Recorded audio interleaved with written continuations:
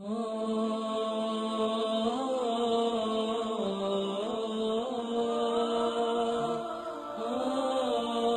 حق کا نام ہے، تیرے دل میں ہے علی، ہاں کوئی حق تو نہیں دبایا، کسی یتیم کا مال تو نہیں کھایا، کسی کے پیسے تو نہیں دینے تجھ کو؟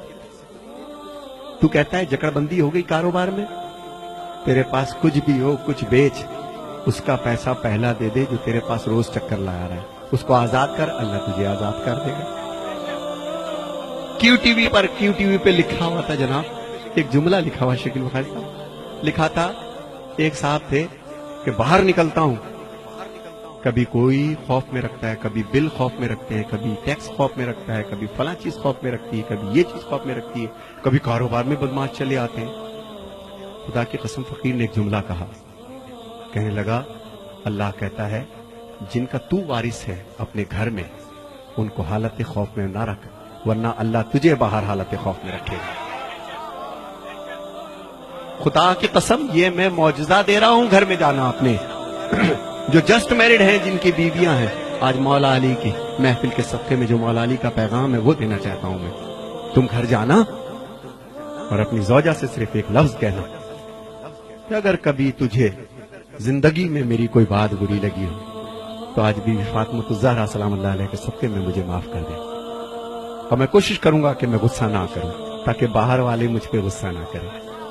کل کا سورج نکلے اس سید کی زبان یاد رکھنا، دنیا مہربان ہو جائے گی حق پر، خوف ہٹ جائیں گے دل سے۔ جن کا تو وارث ہے ان کو حالت خوف میں رکھے گا تو جو تیرا وارث ہے تجھ کو ہلکا سا ٹچ تو دے گا نا، پھر بھی وہ بڑا رحیم ہے، پھر بھی بڑا رحمان و رحیم ہے۔ اور جو میرے بچے یہاں بیٹھے ہیں، بہت دور دور سے چھوٹے چھوٹے بچے آئے ہیں، اچھا کیا لینے آئے ہو؟ خیبر سننے؟ مولوی صاحب سنائیں گے۔ خندق سننے؟ وہ بھی مولوی صاحب سنائیں گے تم کو۔ میں تو بیٹا یہ بتا رہا ہوں کہ تمہارے باپ کے بال اب سفید ہونا شروع ہو گئے، چشمہ لگ گیا ہے بیٹا، تمہارا اسکول نہ جانا ان کے کلیجے کو کاٹ دیتا ہے، تمہارا کاروبار میں دلچسپی نہ لینا جو اتنی تنکا تنکا کر کے تمہارے باپ نے ایک سواری بنائی ہے، تم دیکھتے نہیں ہو کہ گھنٹوں یہ اکیلا بیٹھا کیا سوچتا رہتا ہے؟ تم سمجھتے ہو ٹی وی دیکھ رہا ہے، خدا کی قسم ٹی وی نہیں دیکھ رہا ہوتا، یہ یہی سوچ رہا ہوتا ہے کہ پتہ نہیں ہم میرے یہ 3 بیٹے ہیں 2 بیٹے ہیں، اللہ میرے کاروبار کو سنبھال لے، میری عزت کو سنبھال لے۔ تو میرے بچوں جہاں جہاں مولا علی کے اس میں تم لوگ آئے ہو، وفادار ہو جاؤ اپنے ماں باپ کے، اس سے پہلے کہ وقت تمہارا گزر جائے، اس سے پہلے کہ تمہاری اولاد ہو جائے۔ ہائے ہائے ہائے، مزہ تو اس مجلس حسین مولوی صاحب، مزہ تو مجلس حسین کا جب ہے، فقیر کہتا ہے کہ مجلس ختم ہو 250 بچے اپنے باپ کی جوتیاں لے کے کھڑے ہو۔ یہ ہے درس، 10 مجلسوں کا وہ مزہ نہیں، وہ اثر نہیں، صرف مجلس ختم ہو۔ میں نے اپنی آنکھ سے دیکھا، میرا باپ دنیا سے چلا گیا، جب دنیا سے چلا گیا تو میری ماں نے جائیداد رکھی، آؤ اپنے باپ کی جائیداد بیٹو، بین الاقوامی شہرت یافتہ ہو دنیا میں، تمہیں سب جانتے ہیں ندیم سرور، آؤ اپنے باپ کی جائیداد بانٹ لو۔ ہم 6 بہن بھائی بیٹھ گئے، میرے باپ کی جائیداد کیا تھی پتہ ہے؟ 6 جوڑے پوری زندگی کے، ایک ٹین کا بکس، غریب نہیں تھا حالانکہ، 2 ایک جوتا، ایک چپل، ایک چشمہ، 7-8 انگوٹھیاں، ایک ٹوپی، ایک جانماز، یہ جائیداد تھی ندیم سرور کے باپ کی۔ مگر اسی ندیم سرور کے باپ کو ایک دفعہ میں نے دیکھا، بتاتے کسی کو نہیں تھے کہ میں باپ ہوں ندیم سرور کا، اتنے سادہ تھے، رش میں کچل گئے، چشمہ وہ جا کے پڑا، کسی نے پیچھے سے اٹھا رہے تھے، کسی نے دھکا دیا، پیشانی زخمی ہو گئی، میں تڑپ گیا، خدا کے قسم تڑپ کے گیا ابا۔ میں نے کہا ابو یہ کیا ہو گیا؟ ارے نہیں میرا بچہ، ہائے ہائے، جس نے مجھے چلنا سکھایا، جس نے مجھے بولنا سکھایا، جس نے میری ناپاکی کو برداشت کیا، 10 بار میرے سوال کے جواب کو دیا، یہی تمہارے باپ جو بیٹھے ہیں، انہوں نے تمہیں چلنا سکھایا میرے بچوں، انہوں نے تمہیں بولنا سکھایا۔ ماں کے اور باپ کے اب بدن میں وہ طاقت نہیں رہی، شادی ہو گئی تمہاری، اپنے کمرے میں جانے سے پہلے کم سے کم اگر تمہارے پاس وقت ہے تو 1 گھنٹہ اپنے ماں باپ کے پاس بیٹھو، یہ تمہارا انتظار کرتے ہیں، تم کچھ بھی کر لو یہ تمہارے لیے دعا کریں گے، دعا کریں گے۔ شادی ہو گئی، تم گھر میں آئے سیدھے اپنے کمرے میں، تمہیں نئی زندگی مل گئی، مگر وہ آنکھیں، ہائے ہائے، وہ آنکھیں اوڑھتی خود تو بوسیدہ لباسوں کے کفن اور چاہتوں کے پیرہن تم کو پہناتی ہے ماں، ہائے ہائے ہائے، پہلے بچے کو کھلاتی ہے بڑے ہی شوق سے، بعد میں جو کچھ بچے وہ شوق سے کھاتی ہے ماں. اور پیار کہتے ہیں کسے اور مامتا کیا چیز ہے؟ کوئی ان بچوں سے پوچھے جن کی مر جاتی ہے ماں. خدا تمہارے ماں باپ کو قائم رکھے. میرے بچوں، چاہتے ہو تمہیں علی مل جائے؟ چاہتے ہو تمہیں حسین مل جائے؟ وہ بی بی سرکار حسین کی ماں ہے. کس کو چلا ہے من تو منانے؟ ہے تیرے پاس اتنا بڑا کردار کہ تو حسین کی ماں کو منا لے؟ اس کی جو کنیز تیرے گھر میں ہے نا، تیری ماں، پہلے اس کو منا. پہلے اس کو راضی کر، پھر تیری بی بی راضی ہوگی. خدا کی قسم اس علی کو منانے چلا ہے.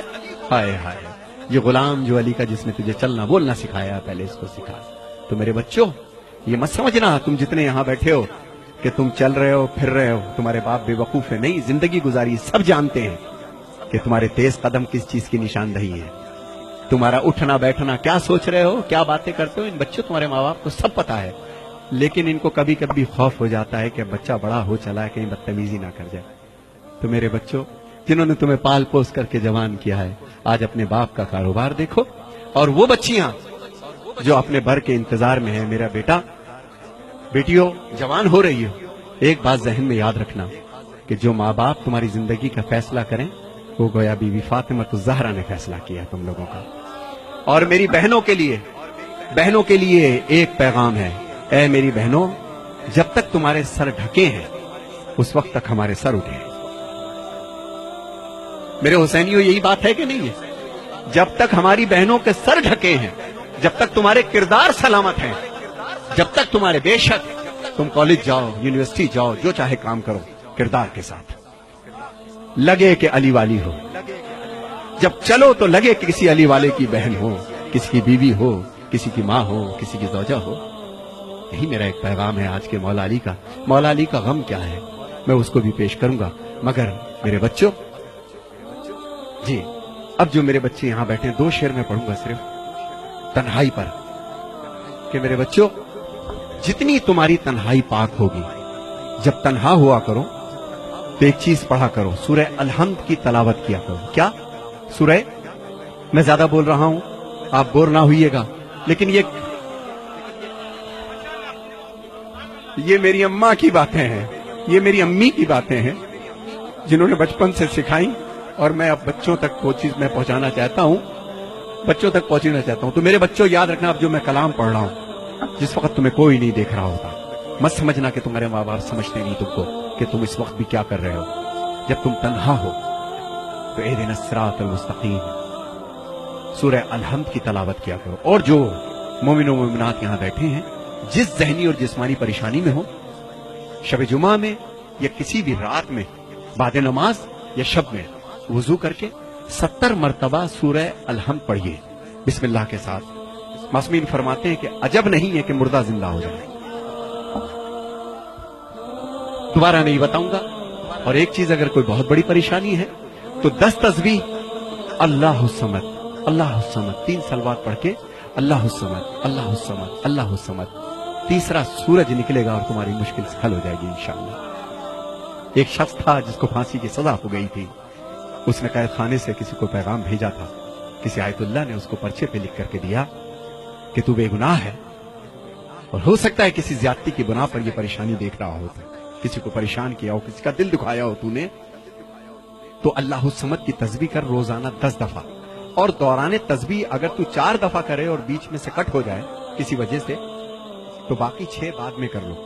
10 اس کو مکمل کرو، روز کرو، انشاءاللہ 3 دن میں تمہارے مسئلے کا حل آئے گا. اللہ